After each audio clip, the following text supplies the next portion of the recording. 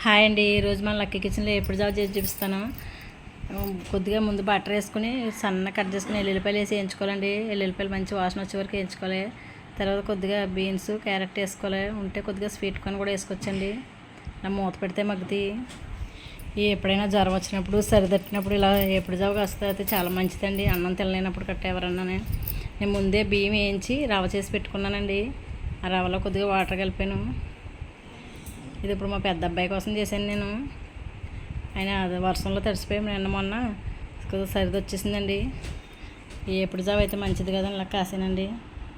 చూడండి కొద్దిగా కార్న్ఫ్లోర్ కూడా వేసాను. కార్న్ఫ్లోర్ ఎందుకు వేసానంటే ఆయన ఇలా ఉంటే తాగడానికి సూప్ కింద ఉంటుందని కార్న్ఫ్లోర్ వేసానండి. కొద్దిగా జీలకర్ర పొడి కార్న్ఫ్లోర్ వేసి కలిపేసుకోవాలండి. కొద్దిగా థిక్గా బాగుంటుంది. తర్వాత మిరియాల పొడి వేసాను 1 స్పూను. చూడండి ఎప్పుడు జావ రెడీ అయిపోయింది. నచ్చితే మీరు కూడా ట్రై చేయండి. మా లక్కీ కిచెన్కి సపోర్ట్ చేయండి.